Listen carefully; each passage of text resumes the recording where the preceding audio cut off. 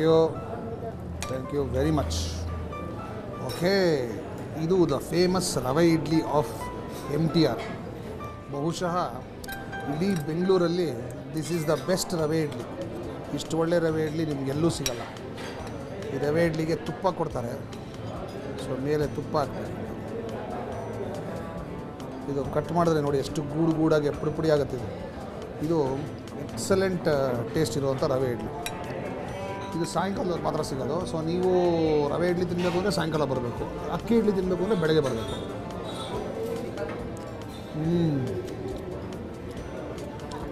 ಇದಕ್ಕೆ ಇವರು ಸ್ಟ್ಯಾಂಡರ್ಡು ಬಾಂಬೆ ಸಾಗು ಮಾಡ್ತಾರೆ. ಬಾಂಬೆ ಸಾಗು ಅಂದರೆ ಆಲೂಗಡ್ಡೆ ಈರುಳ್ಳಿ ಹಾಕಿ ಸಾಗು ಮಾಡ್ತಾರೆ. ಬೆಂಗಳೂರಲ್ಲಿ ಆಲೂಗಡ್ಡೆ ಈರುಳ್ಳಿ ಸಾಗು ಶುರು ಮಾಡಿದ್ದೆ MTR. ಅದಾದಮೇಲೆ ಬೇರೆಯವರೆಲ್ಲ ಶುರು ಮಾಡಿದ್ದು.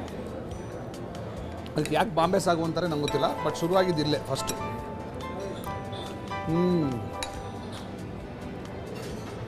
ಚಟ್ನಿ, ಇಡ್ಲಿ, ಸಾಗು ಪ್ಲಸ್ ತುಪ್ಪ, ಒಳ್ಳೆ combination.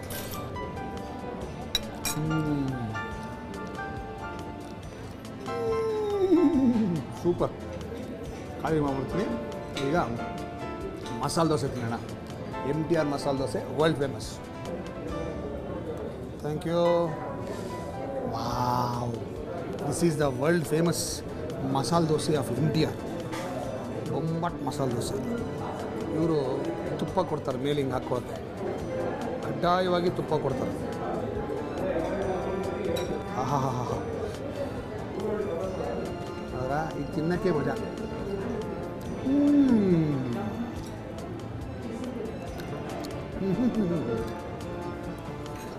Undoubtedly the best masala dosa.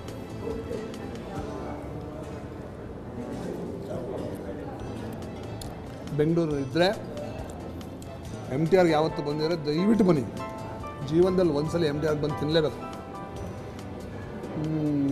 ಜೀವನದಲ್ಲಿ ಒಂದ್ಸಲ ಕಾಶಿ ನೋಡಲೇಬೇಕು ಅಂತಾರಲ್ವ, ಹಾಗೆ ಜೀವನದಲ್ಲಿ ಒಂದ್ಸಲ MTR ದೋಸೆ ತಿನ್ನಲೇಬೇಕು. ಅಷ್ಟು ಗ್ರೇಟ್ ದೋಸೆ ಇದು. ಸೂಪರ್. Wow, thank you. ಆಹಾ ಆಹಾ, ಇದು ದ ಸ್ಪೆಷಾಲಿಟಿ ಆಫ್ MTR. ಬಾದಾಮ್ ಹಲ್ವಾ ಚೆನ್ನಾಗಿ ಕೇಸರಿ ಹಾಕ್ತಾರೆ.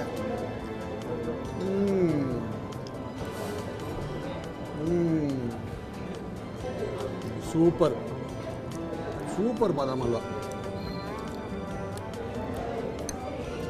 ಇಷ್ಟು ಒಳ್ಳೆ ಬಾದಾಮ್ ಹಲ್ವಾ ಇಡೀ ಇಂಡಿಯಾ ದೇಶದಲ್ಲಿ ಎಲ್ಲೂ ಸಿಗಲ್ಲ, ಇದು ಒಂದೇ ಕಡೆ ಸಿಗೋದು.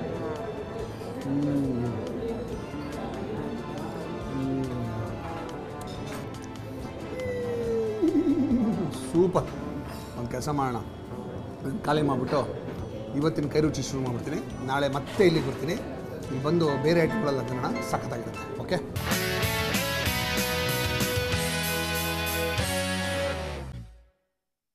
ನಮ್ಮೂರ ಊಟದ ನಂತರ ಮತ್ತೊಮ್ಮೆ ನಿಮ್ಮೆಲ್ಲರಿಗೂ ಬೊಂಬಾಟ್ ಭೋಜನ ಕಾರ್ಯಕ್ರಮದ ನನ್ನ ಫೇವ್ರೆಟ್ ವಿಭಾಗ ನಿಮ್ಮ ಮನೆಯಲ್ಲಿ ಕೈ ರುಚಿಗೆ ಸ್ವಾಗತ. ನಿಮ್ಮಲ್ಲಿ ಕೈ ರುಚಿ ನಾವು ಶ್ರೀಮತಿ ಶಾಂತಲಾ ಪ್ರಸನ್ನ ಅವ್ರ ಮನೇಲಿ ಮಾಡ್ತಾಯಿದ್ದೀವಿ. ಅವ್ರು ನನಗೆ ಪತ್ರ ಬರೆದಿದ್ರು, ಅವ್ರಿಗೋಸ್ಕರ ಒಂದು ಸ್ಪೆಷಲ್ ಕರಿ ಮಾಡಿಕೊಡ್ಬೇಕು ಅಂತ ಬಂದಿದ್ದೀನಿ. ನಮಸ್ಕಾರ ಮೇಡಮ್. ನಮಸ್ಕಾರ ಸರ್. ಭಾಳ ಸಂತೋಷ ಆಯಿತು ನಿಮ್ಮ ಪತ್ರ ಓದಿ. ರೆಗ್ಯುಲರ್ ನಮ್ಮ ಕಾರ್ಯಕ್ರಮ ನೋಡ್ತೀನಿ ಅಂತ ಬರ್ತಿದ್ದೀರಾ? ಖಂಡಿತ ಸರ್, ಪ್ರತಿ ದಿವಸ ನೋಡ್ತೀವಿ. ನನ್ನ ಮಗಳಂತೂ ನೋಡಿ ನಿಮ್ಮ ಡಿಶಸ್ ಎಲ್ಲ ಮಾಡ್ತಾ ಇರ್ತಾಳೆ ಅವಳು. ಹೌದಾ? ಒಂದೊಂದ್ಸತಿ ನೀವು ಖಾರದ ಅಡುಗೆ ನೀವು ತಿಂದ ಟೇಸ್ಟ್ ಎಲ್ಲ ನೋಡ್ಬಿಟ್ಟು ತಕ್ಷಣ ಹೋಗಿ ನಾವು ಒಂದು ಅಡುಗೆ ಜೊತೆ ಏನಾದರೂ ಮಾಡ್ಕೊಂಡು ತಿಂತಾ ಇರ್ತೀವಿ. ಅಷ್ಟು ಇಷ್ಟ ಆಗುತ್ತೆ sir. So nice, thank you so much. ಇವತ್ತು ನಿಮಗೋಸ್ಕರ ಸ್ಪೆಷಲ್ ಆಗಿ ಒಂದು ಕರಿ ಮಾಡ್ಕೊಡ್ತಾ ಇದ್ದೀನಿ. ಈ ಕರಿ ಚಪಾತಿ ಜೊತೆಗೆ ಪೂರಿ ಜೊತೆಗೆಲ್ಲ ತುಂಬ ಚೆನ್ನಾಗಿರುತ್ತೆ. ಇದಕ್ಕೆ ನಾನು ಇಟ್ಟಿರೋ ಹೆಸರೇನು ಗೊತ್ತಾ? ಪ್ರಫುಲ್ಲ ಪಾಲಕ್ ಅಂತ. ಪ್ರಫುಲ್ಲ ಪಾಲಕ್. ಪ್ರಫುಲ್ಲ ಅಂದರೆ ಉಲ್ಲಾಸಭರಿತ ಅಂತ. ಸೊ ಇವಾಗ ಪಾಲಕ್ಕಲ್ಲಿ ಮಾಡೋವಂಥದ್ದು. ಸೊ ಪ್ರಫುಲ್ಲ ಪಾಲಕ್ಗೆ ಏನೇನು ಪದಾರ್ಥಗಳು ಬೇಕು ಅಂತ ನೋಟ್ ಮಾಡ್ಕೊಳ್ಳಿ. ಮೊದಲನೇದಾಗಿ ನಾನು ಪಾಲಕ್ ಸೊಪ್ಪನ್ನು ಸುಮಾರು 2 ಕಟ್ಟಷ್ಟು ಸಣ್ಣದಾಗಿ ಹೆಚ್ಚಿಟ್ಕೊಂಡಿದ್ದೀನಿ. ಹಸಿಮೆಣಸಿನ್ಕಾಯಿ ಒಂದು 5-6, ಆಲೂಗಡ್ಡೆ ಬೇಯಿಸಿ ಅದನ್ನು ಕ್ಯೂಬ್ಸ್ ಥರ ಕಟ್ ಮಾಡಿ ಇಟ್ಕೊಂಡಿದ್ದೀನಿ. ಸಣ್ಣದಾಗಿ ಹೆಚ್ಚಿರ್ತಕ್ಕಂಥ ಈರುಳ್ಳಿ, ಸಣ್ಣದಾಗಿ ಹೆಚ್ಚಿರ್ತಕ್ಕಂಥ ಟೊಮೆಟೊ, ಹಸಿ ಬಟಾಣಿಯನ್ನು ಬೇಯಿಸಿಟ್ಕೊಂಡಿದ್ದೀನಿ 1 ಕಪ್ಪಷ್ಟು, ಒಂದು ಸ್ವಲ್ಪ ಅರಿಶಿನ, ಜೀರಿಗೆ, ಒಂದು ಸ್ವಲ್ಪ ಇಂಗು, ಎಣ್ಣೆ, ರುಚಿಗೆ ತಕ್ಕಷ್ಟು ಉಪ್ಪು. ಇವೆಲ್ಲ ಪ್ರಫುಲ್ಲ ಪಾಲಕ್ಗೆ ಬೇಕಾಗಿರ್ತಕ್ಕಂಥ ಪದಾರ್ಥಗಳು. ಈಗ ಈ ಪ್ರಫುಲ್ಲ ಪಾಲಕ್ ಮಾಡೋದು ಹೇಗೆ ಅಂತ ಹೇಳ್ಕೊಡ್ತೀನಿ. ಇಲ್ಲಿ ನೀರು ಕುದೀತಾ ಇದೆ, ಇದಕ್ಕೆ ಪಾಲಕ್ ಸೊಪ್ಪು ಹಾಕ್ಬಿಡೋಣ. ಫಸ್ಟು ಒಂದು ಚಿಟಿಕೆ ಉಪ್ಪು ಹಾಕೋಣ. ಉಪ್ಪು ಹಾಕೋದ್ರಿಂದ ಬೇಗನೂ ಬೇಯುತ್ತೆ ಅಲ್ವಾ ಸರ್? ಬೇಗ ಬೇಯುತ್ತೆ ಮತ್ತು ಉಪ್ಪು ಹೀರ್ಕೊಡುತ್ತೆ, ಚೆನ್ನಾಗಿರುತ್ತೆ ಟೇಸ್ಟ್. ಇದು ಬೆಂದಿದೆ ಇದು. ಓಕೆ, ಸಾಕಿಷ್ಟು ಬೆಂದರೆ ಈಗ ಇದನ್ನು ಫಿಲ್ಟರ್ ಮಾಡ್ಕೊಂಬೋಣ. ಬಿಡಿ ಮಾಡ್ತೀನಿ. ಹಾಯಾಗಿ ನಿಂತಿರು ನೀನು ರಾಣಿಯ ಹಾಗೆ ಅಂತ ನಾನೆಲ್ಲ ಮಾಡ್ತೀನಿ, ನೀವೇನು ತಲೆ ಕೆಡಿಸ್ಕೊಬೇಡ. ಈಗ ಇದನ್ನು ನಾನು ಶೋಧಿಸ್ಕೊಂಡಿದ್ದೀನಿ. ಇದು ಸ್ವಲ್ಪ ಆರಬೇಕು. ಇದು ಆರಿದ ಮೇಲೆ ನಾವು ಇದನ್ನು ರುಬ್ಬಬೇಕು. ಓಕೆ, ಎಲ್ಲ ಸೊಪ್ಪುಗಳಿಗಿಂತ ಪಾಲಕ್ ಮಾತ್ರ ಗ್ರೀನ್ ಕಲರ್ ಹಂಗೆ ಇರುತ್ತೆ ಅಲ್ವಾ ಸರ್? ಹೌದು, ಪಾಲಕ್ ಒಂದೇ ಸೊಪ್ಪು ಗ್ರೀನ್ ಕಲರ್ ಹಂಗೆ ಇರುತ್ತೆ. ಬೇರೆ ಸೊಪ್ಪು ಗ್ರೀನ್ ಕಲರ್ ಹಾಗೆ ಇರಬೇಕು ಅಂದ್ರೆ ಒಂಚೂರು ಉಪ್ಪು ಹಾಕಬೇಕು ಬೇಯಿಸುವಾಗ. ಸ್ವಲ್ಪ ಸಕ್ಕರೆ ಹಾಕಿದ್ರು ಕಲರ್ ಇರುತ್ತೆ.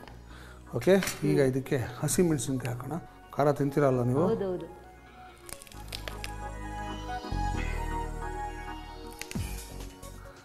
ಒಂದೇ ಒಂದು ಚಮಚ ಜೀರಿಗೆ ಹಾಕೋಣ.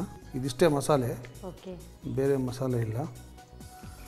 ಈಗ ಇದನ್ನು ನುಣ್ಣಗೆ ರುಬ್ಕೋಬೇಕು. ನಾನು ಇದನ್ನು ನುಣ್ಣಗೆ ರುಬ್ಕೋತೀನಿ. ಅಷ್ಟರಲ್ಲಿ ನಿಮ್ಮೆಲ್ರಿಗೂ ಒಂದು ಕಿವಿ ಮಾತು.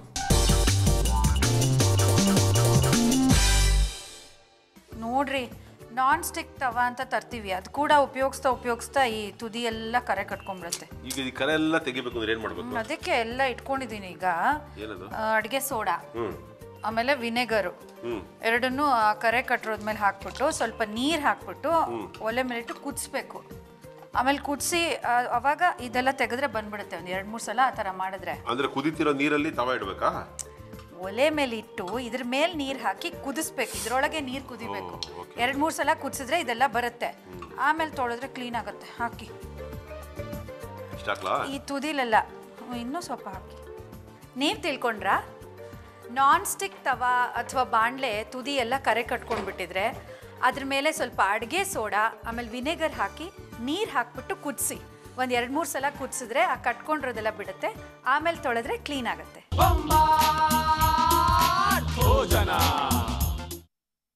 ನಿಮ್ಮ ಮನೇಲಿ ಕೈ ರುಚಿ ಇವತ್ತು ನಾನು ಶ್ರೀಮತಿ ಶಾಂತಲಾ ಅವ್ರ ಮನೇಲಿ ಮಾಡ್ತಾಯಿದ್ದೀನಿ. ಅವ್ರಿಗೋಸ್ಕರ ಸ್ಪೆಷಲ್ ಆಗಿ ಇವತ್ತು ನಾನು ಪ್ರಫುಲ್ಲ ಪಾಲಕ್ ಮಾಡೋದು ಹೇಗೆ ಅಂತ ಹೇಳ್ಕೊಡ್ತಾ ಇದ್ದೀನಿ. ಅದೊಂದು ಸ್ಪೆಷಲ್ ಕರಿ. ಓಕೆ, ಈಗ ರುಬ್ಬಿದ್ದಾಯಿತು. ಈ ಕರಿ ಮಾಡೋಕ್ಕೆ ಶುರು ಮಾಡೋಣ. ಸೊ ಲೆಸನ್ ನಂಬರ್ 1 ಒಲೆ ಹತ್ತಿಸಬೇಕು. ಅದ್ರ ಮೇಲೆ ಒಂದು ಪಾತ್ರೆ ಇಡಬೇಕು. ಲೆಸನ್ ನಂಬರ್ 2 ಪಾತ್ರೆ ಇಡಬೇಕು. ಲೆಸನ್ ನಂಬರ್ 3 ಅದಕ್ಕೇನೋ ಹಾಕಬೇಕು. ಪಾತ್ರೆ ಇಟ್ಬಿಟ್ಟು ಹಾಕಬೇಕು, ಸುಮ್ಮನೆ ಇಡಬಾರ್ದು.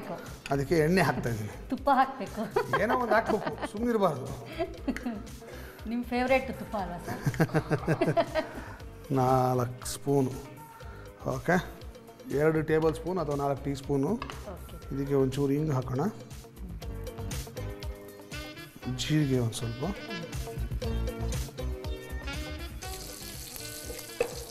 ಇದಕ್ಕೆ ಈರುಳ್ಳಿ ಸಣ್ಣದಾಗಿ ಹೆಚ್ಚಿರೋ ಈರುಳ್ಳಿ ಬಣ್ಣ ಹೋಗೋವರೆಗೂ ಇದನ್ನು ಹುರಿಬೇಕು. ಇದಕ್ಕೆ ಸಣ್ಣದಾಗಿ ಹೆಚ್ಚಿರೋ ಟೊಮೆಟೊ ಹಾಕೋಣ. ಈ ಟೊಮೆಟೊ ಮತ್ತು ಈರುಳ್ಳಿ ಚೆನ್ನಾಗಿ ಬೆಂದು ಒಂದು ಸ್ವಲ್ಪ ಪೇಸ್ಟ್ ಥರ ಆಗಬೇಕು. ಓಕೆ, ಗ್ರೇವಿ ಥರ ಆಗಬೇಕು. ಇದಕ್ಕೊಂಚೂರು ನೀರು ಚಿಮ್ಸ್ಕೊಣ. ನಾವು ಪಾಲಕ್ ಬೇಯಿಸಿರೋ ನೀರು ಯೂಸ್ ಮಾಡ್ತಾಯಿದ್ದೀನಿ. ಯಾವಾಗಲೂ ತರಕಾರಿ ಬೇಯಿಸಿದ ನೀರನ್ನ ಬಿಸಾಕ್ಬಾರ್ದು. ಅದನ್ನು ಮತ್ತೆ ನೀರು ಬದಲು ಅದನ್ನೇ ಬಳಸ್ಕೊಂಡ್ರೆ ಒಳ್ಳೆಯದು. ಇದು ಚೆನ್ನಾಗಿ ಕುದ್ದು ಬೆಂದು ಟೊಮೆಟೊ ಎಲ್ಲ ಪೇಸ್ಟ್ ಥರ ಆಗಬೇಕು. ಅಷ್ಟರಲ್ಲಿ ನಿಮ್ಮೆಲ್ರಿಗೂ ಒಂದು ಬ್ರೇಕ್.